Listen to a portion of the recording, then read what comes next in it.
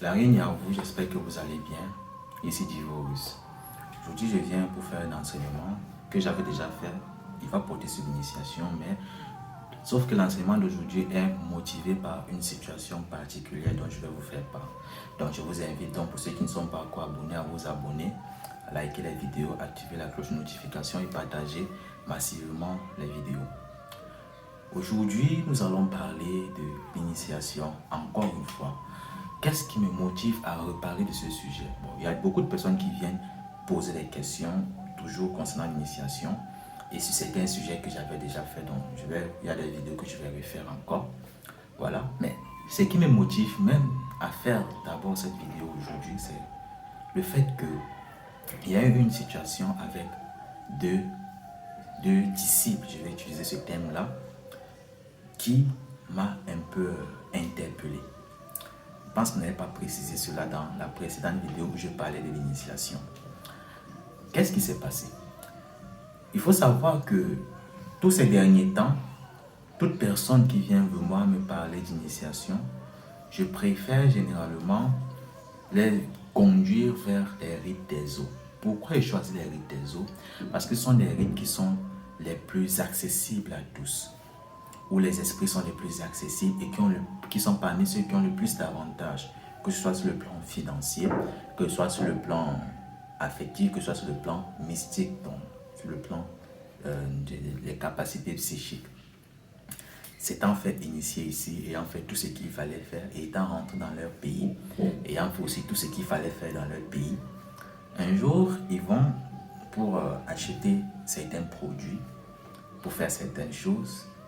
Il y a une personne, ils vont se reconnaître, il y a une personne qui leur dit: pourquoi vous avez le serpent? Pourquoi vous êtes allé prendre le serpent? Pourtant, votre peuple ne travaille pas avec le serpent. Voilà la question qui les a un peu intrigués. C'est donc à ça que je vais répondre en vidéo. J'ai répondu en inbox bien sûr, mais je vais aussi faire un enseignement sur ça. C'est d'abord quoi le serpent dans la spiritualité? Le serpent est le symbole de la connaissance premièrement. Même les récits bibliques disent que le serpent est l'animal qui a apporté la connaissance à l'homme. C'est quoi la connaissance? Quelle est la place de la connaissance? Le fait que vous avez accès à la connaissance, ça veut dire que vous êtes quitté du statut de profane, d'ignorant, à celui qui est maintenant face à ce qu'on a dit, face à la lumière, entre guillemets. C'est une métaphore parce que je ne vais pas répéter le même mot. Donc vous êtes quitté d'ignorant, de quelqu'un qui était ignorant à quelqu'un qui est connaisseur aujourd'hui. Donc vous ne marchez plus comme un aveugle en fait. Je ne veux pas frustrer certaines personnes qui sont malades. Bref, celui qui est ignorant est comme, on va dire, un aveugle qui essaie de traverser la route. Mais celui qui a accès à la connaissance est celui-là qui voit, qui a pleinement ses capacités de vision et sait quand est le moment propice pour traverser afin de ne pas se faire écraser par un véhicule. C'est juste un exemple. C'est un peu ça. Donc, le serpent symbolise la connaissance. Le serpent symbolise aussi le pouvoir. Quand on parle de Kundalini, on assimile la Kundalini au pouvoir. Vous allez vous rendre compte que les divinités les plus puissantes, les divinités les plus importantes dans presque tous les panthéons sont soit des serpents, soit des divinités qui s'accompagnent du serpent. Et le serpent est l'animal qui est le plus présent dans les rites spirituels, que ce soit des rites d'élévation, que ce soit des rites d'élévation, que ce soit sur le plan spirituel, que ce soit sur le plan financier. Le serpent est aussi le symbole du psychisme. Parce que le serpent est l'animal qui a la capacité hypnotique, qui a le pouvoir aussi, qui donne aussi parfois, dans certains cas, le pouvoir de la parole. Le serpent est aussi symbole de fortune parce qu'il y a beaucoup de rituels de richesse qui sont faits avec des serpents. Des rituels de totem, par exemple, le totem par excellence de la richesse, c'est le serpent. Le serpent est aussi le symbole de la domination. Le serpent est aussi le symbole de la sensualité. Maintenant, revenons sur le cas des eaux. Les esprits des eaux sont généralement assimilés à cet animal-là qui est le serpent. Les divinités des eaux sont toujours représentées accompagnées d'un serpent. Parfois qui crache des pièces d'or, parfois qui apporte une certaine aura, une certaine prestance à la représentation de la divinité. Maintenant, vous qui aujourd'hui, vous êtes fait interpeller, on vous a dit que vous avez des serpents, c'est parce que vous avez déjà accès à la connaissance, vous avez déjà accès au pouvoir, vous avez déjà accès à la richesse. Ils ont dit qu'est-ce que le serpent fait en vous. Ça veut dire que tout est déjà en vous, on vous a déjà tout donné. Richesse, pouvoir, connaissance, capacité psychique et sensualité. La preuve en est, vous avez déjà développé certains dons. Moi, je parle là maintenant aux deux personnes en question. Vous avez déjà développé certains dons. L'autre est en train de développer le don de clairvoyance, même si pour les débuts, elle ne voit que lorsqu'elle dort. L'autre a déjà commencé à réveiller la Kundalini parce que toi-même tu dis ta colonne vertébrale te fait extrêmement mal. Et ça va continuer comme ça pendant un bon bout de temps. Après, c'est ton ventre qui va te chauffer. Après, tu vas voir, certaines parties de ton corps vont souvent soit te faire mal, soit ça va faire comme si ça battait. Parfois, tu vas sentir de la chaleur parce que ton serpent sacré est en train de s'éveiller et qu'il doit alimenter tes différents points du chakra. Ça prend du temps, ça ne se fait pas en une journée. Ça prend parfois des semaines, des mois. Mais le fait est que tu as déjà ressenti l'éveil de ce serpent-là. Maintenant, pour ceux qui posent toujours des questions, comment se faire initier? Pourquoi se faire initier? Déjà, j'entends des gens parler souvent d'auto-initiation, le fait de s'initier tout seul. On ne s'initie pas tout seul.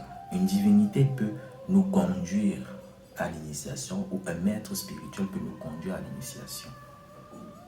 Maintenant, lorsque vous voulez vous faire initier, moi, comme j'ai dit, je préfère tous ces derniers temps initier les gens aux esprits des eaux parce que c'est au rite des eaux, parce que ce rite est l'un des rites les plus... Bref, tous les rites sont complets, mais il est l'un des plus complets qui soit et qui est le plus accessible à tous. Certes, il y a des personnes qui naissent avec cette capacité, ce qu'on appelle les enfants innés des eaux, qui sont nés pour être des enfants des eaux, pour travailler avec les eaux. Maintenant, il y a des enfants adoptifs, des enfants qui vont vers les entités, vers la divinité des eaux pour demander à faire partir de ces enfants. Donc voilà à peu près la situation. Lorsque vous êtes initié au rite des eaux, vous avez ce charme naturel qui se développe. Vous avez cette facilité à avoir beaucoup de choses. Vous avez cette facilité même à éveiller des capacités psychiques. Et aussi que les esprits des eaux sont parmi les plus tolérants qui soient. Et aussi qui bénit beaucoup leurs enfants. Que ce soit en bien matériel, que ce soit en dons, que ce soit en beaucoup de choses. Et qui communiquent facilement avec leurs enfants ou leurs disciples. Lorsque vous voulez vous faire initier, il faut savoir que l'initiation se fait en 3 phases. Je dis 3 phases, comment moi je les classe. Supposons que vous venez voir Divorus. Divorus veut me faire initier. La première chose qu'il y a lieu de faire après les consultations et autres, c'est de faire les rites d'invocation et d'offrande. Donc, on commence à invoquer les esprits pour leur faire comprendre qu'il y a un nouvel enfant qui arrive. On commence à les prévenir. Une fois qu'on les prévient, il y a des offrandes qui sont faites, des sacrifices d'animaux et autres qui sont faits avant votre arrivée. On part dans des endroits sacrés. Ce ne sont pas des choses qui se font dans les sanctuaires, ce ne sont pas des choses qui se filment. Ce sont des choses qui sont faites dans le noir. On part dans les endroits sacrés, on fait ce qu'on a à faire. Bref, l'offrande principale, c'est 2 bœufs, un mâle et une femelle, qui sont sacrifiés, dans le cas éventuel, à la mer. Et d'autres choses encore, des rites qui sont faits pendant une période donnée. Après cette période donnée-là, l'aspirant à l'initiation vient donc physiquement sur le terrain, sur place, et lui maintenant, on l'amène, il se présente lui-même à l'eau. On fait des invocations, il part là-bas, il fait ce qu'il y a à faire et tout. Bref, il faudrait à un moment votre présence physique. Même si, dans certains cas, on peut tout gérer à distance, mais je préfère que la personne soit là physiquement. La personne voit des choses, on ne filme pas ça. Elle est témoin des choses qu'elle ne peut pas parfois prouver, on va dire ça comme ça.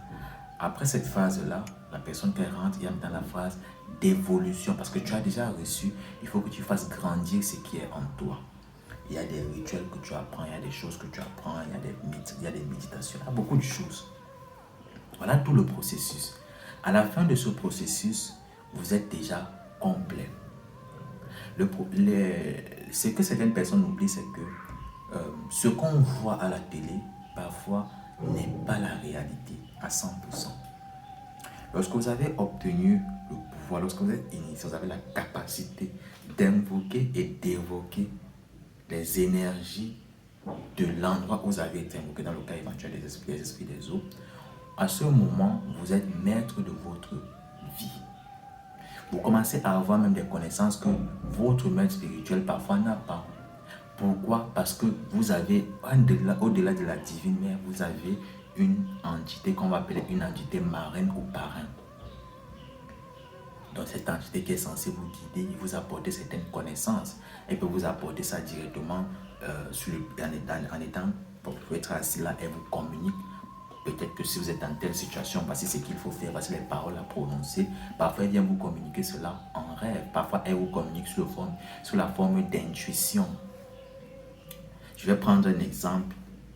Il y a un disciple, je préfère utiliser ce terme-là, qui avait été initié tout récemment. Après, il a reçu un rituel que moi-même je ne connaissais pas. Et j'ai eu un patient, je crois qu'il est au plus 236 ou 239, un truc comme ça. J'ai décidé de faire ce rituel sur lui. Quand je fais le rituel sur lui, par précaution, je fais encore mes propres rituels. Donc je prépare des produits parce que pour ceux qui travaillent avec moi, j'envoie toujours des colis, des parfums, des savons et autres, des choses, des encens. Il y a toujours un kit que j'envoie que la personne doit utiliser. Je lui envoie des produits, mais j'ai déjà fait le rituel que le disciple m'a communiqué. Avant même que les produits n'arrivent, je ne sais même pas si les produits sont finalement arrivés. Si tu vois cette vidéo, je pense que tu vas te reconnaître. Avant même que les produits n'arrivent, le monsieur a eu un concours des ambassadeurs, donc des diplomates. Sur plusieurs milliers de candidats, on a retenu 5 ou 6, il était parmi les 5. Pourtant, lui, il se disait, lui m'a dit cache que c'est pas la première fois qu'il le fait. Il ne pensait pas que ça allait marcher. Bon, vu qu'il avait fait un travail, il a décidé de le faire comme ça. Vous voyez, c'est un disciple qui m'a communiqué un rituel que moi-même je ne connaissais pas. Donc, c'est pour vous dire quoi? Au-delà de ce que le maître va vous communiquer, il y a des choses que vous allez apprendre. Et le maître ne peut pas vous communiquer tous ses secrets, bien sûr. Maintenant, quand vous êtes initié, il y a des règles à respecter. Éventuellement, je parle là maintenant aux deux qu'on a vu le serpent dans leur ventre et tout. C'est pas le serpent propre, entre guillemets, sur le plan physique qu'on a dans votre ventre. C'est le pouvoir que vous avez reçu. Maintenant, vous savez qu'il y a des prédispositions à avoir. Il y a des règles qu'on vous a données à respecter. Il y a des choses à faire parfois le matin ou le soir. Il y a des choses à faire avant de sortir. Il y a des salutations que vous devez faire. Mais il faut juste respecter cela et continuer dans la droiture et continuer à respecter ce que vous avez commencé à faire et poursuivre votre chemin. Parce que au fur et à mesure que vous allez évoluer, au fur et à mesure que le temps va passer, vous allez grandir, vous allez découvrir, vous allez avoir certaines choses. Donc, je pense que cette vidéo elle a été assez édifiante. Merci de l'avoir regardée. Continuez à vous abonner, à partager, à liker les vidéos. La réunion à vous, c'était Divorus.